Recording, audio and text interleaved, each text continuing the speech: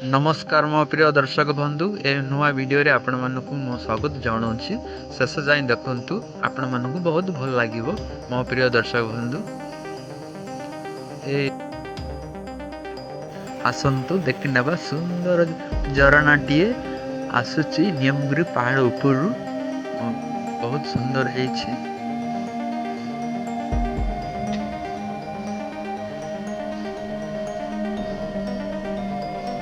मंदिरटीए शिव मंदिर बहुत भल होइछि समटि हेछि।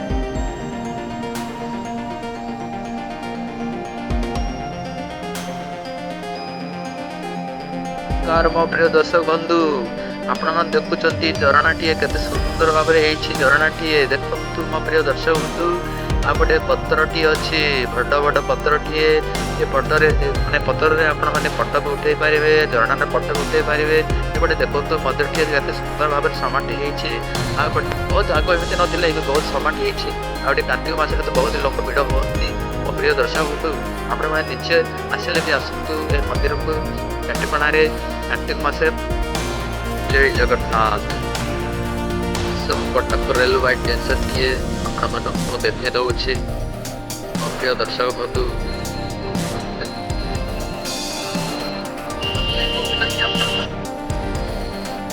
रेलवे सीढ़ी रेलवे बहुत सुंदर भाव आगे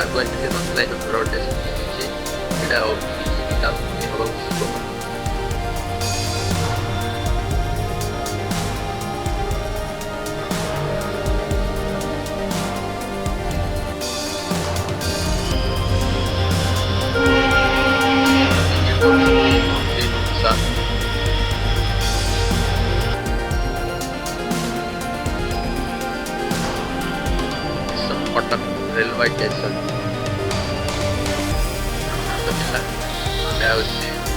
मार्केट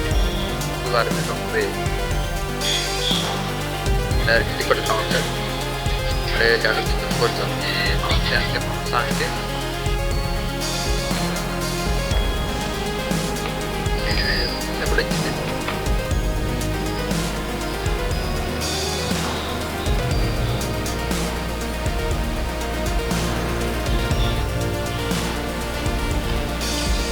जो मैंने जहाँ आगे कलर मैंने सुविधा गोटे होगला कलर जहाँ से पहुँचती କିଛି ଅସୁବିଧା ନୁହେଁ।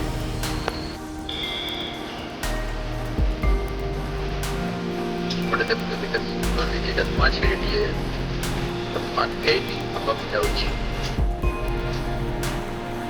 ଏହା ନୂଆ ରାସ୍ତା ଗୋଟେ ନୂଆ ରାସ୍ତା ହେଉଛି ଅରେଞ୍ଜ ଲେମ୍ବୁ କରୁଛନ୍ତି झरनाटीए पहाड़ ऊपर आसे ठिकाना है बहुत भल लगे झरनाटीए जमी आप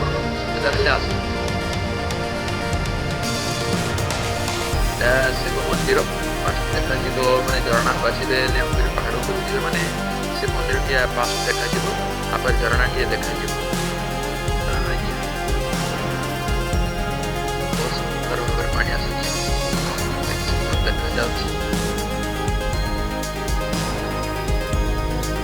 शिव मंदिर देखा एथर आ शिव मंदिर से भितर कौन अच्छी आपण मानक सब किछि मु आपण मानक कहबी आउ देखैबी।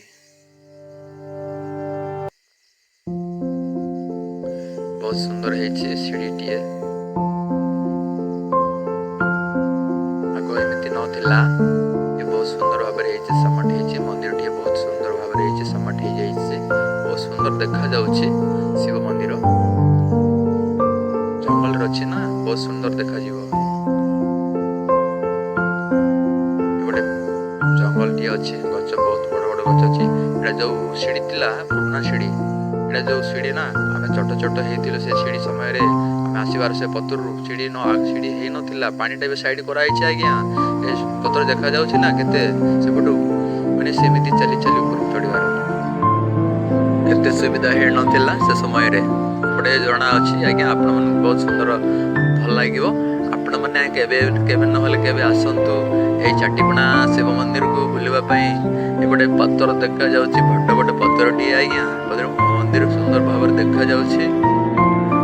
ସମଟ ହେଇଛି ଆଜ୍ଞା କାହିଁକି ନା ଆଗ ଏମିତି ନଥିଲା କେତେ ସୁନ୍ଦର ହେଇଛି ଏମିତି ତୋର ତ କାର୍ତ୍ତିକ ମାସ ଆସିଗଲା ଆଜ୍ଞା ତୋର ଆପଣମାନେ ଆସନ୍ତୁ ଆପଣମାନେ ବହୁତ ଭଲ ଲାଗିବ ଆପଣମାନଙ୍କୁ ଗଣପତି ବାପା ମୋରିଆ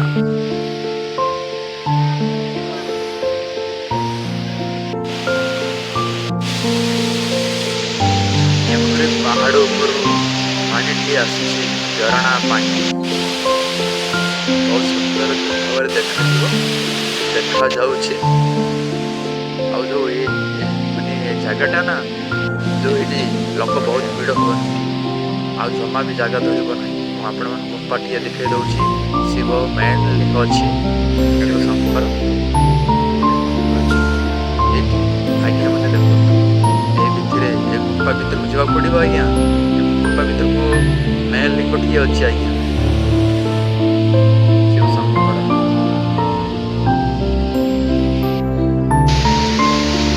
ମୋ ପ୍ରିୟ ଦର୍ଶକ ବନ୍ଧୁ এই ভিডিওটি ଆପଣମାନଙ୍କୁ ଭଲ ଲାଗିଥିଲେ ଆପଣମାନେ ଲାଇକ୍ କରନ୍ତୁ ଆଉ କମେଣ୍ଟ କରନ୍ତୁ ଏମିତି ମୁଁ ଆପଣମାନଙ୍କ ପାଇଁ ନୂଆ ନୂଆ ଭିଡ଼ିଓ ଆଣିକି ଆସେ ଆପଣମାନଙ୍କୁ ବହୁତ ବହୁତ ଧନ୍ୟବାଦ ମୋ ପ୍ରିୟ